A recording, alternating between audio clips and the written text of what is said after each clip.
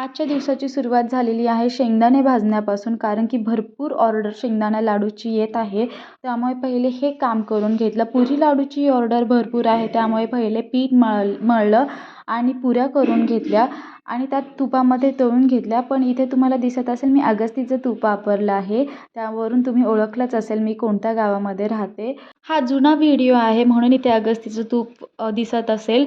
पण त्यानंतर मी एका डेअरीकडून तूप घेते. ते ओरिजिनल आहे, विरजण लावून केलेलं तूप आहे आणि मी आता माझ्या बिझनेससाठी पण तेच वापरते, घरासाठी पण तेच वापरते आणि विकतेसुद्धा. तुम्हालाही हवं असेल तर नक्की मला कळवा.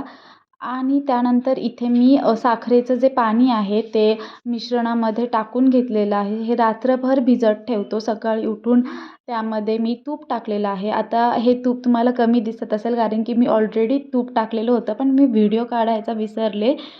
त्यामुळे इथे तुम्हाला दिसत असेल मी तूप टाकलेलं आहे आणि छान लाडू बांधून घेतलेले आहे आणि त्यानंतर माझ्या पप्पांनी ते पॅकसुद्धा केलेले आहे आणि आता हे कुरिअर होणार आणि तुम्हालाही काही ऑर्डर करायचं असेल तर नक्की कळवा.